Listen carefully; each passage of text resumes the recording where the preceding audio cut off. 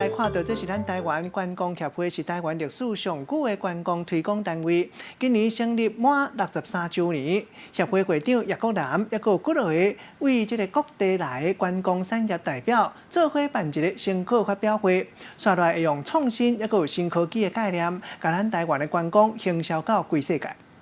我们已经在11月，我们就已经达成了这个1000万的目标。那日本的朋友已经也是在12月9号已经达到了200万的目标。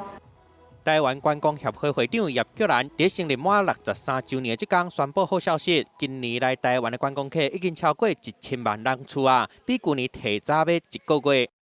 创新突破，然后尽可能用新的技术。那用新的科技的概念，那么结合我们台湾在地的软实力，来跟我们想要去推广的国家的旅游客户们，那么介绍台湾。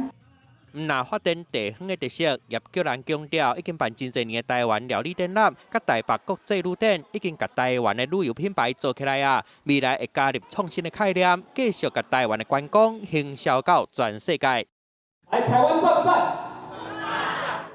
记者综合报道。